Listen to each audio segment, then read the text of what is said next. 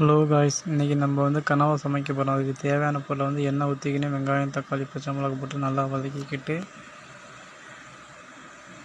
கொஞ்சோண்டு உப்பு போட்டுக்கணும். அதுக்கப்புறம் கனவா போட்டுக்கிட்டு நல்லா கிண்டி விடணும். நல்லா வதக்குனிங்கன்னா கனவா வந்து இதாகிடும். இப்போ நல்லா கொஞ்சம் கனவா வந்துச்சு. இப்போ மிளகா பொடி போடணும். மிளகா பொடி போட்டு இப்போ தேங்காய் அரைச்சி வச்ச தேங்காய் ஊற்றணும்.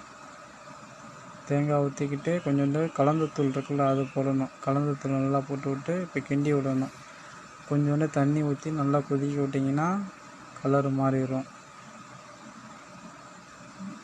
இப்போ நல்லா வெந்துருச்சு பாருங்கள், கனவா நல்லா வெந்துருச்சு. அவ்வளோதான், கனவா ரெடி ஆகிடுச்சு. பார்த்தீங்களா எவ்வளோ சூப்பராக இருக்குது பார்த்தீங்களா?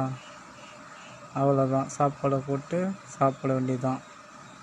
வேறு லெவலில் இருக்குது கனவா. நீங்களும் சாப்பிட்டு பாருங்கள். நம்ம சேனல் லைக் பண்ணுங்கள், ஷேர் பண்ணுங்கள், சப்ஸ்கிரைப் பண்ணுங்கள் காய்ஸ். கனவா வேறு லெவல்.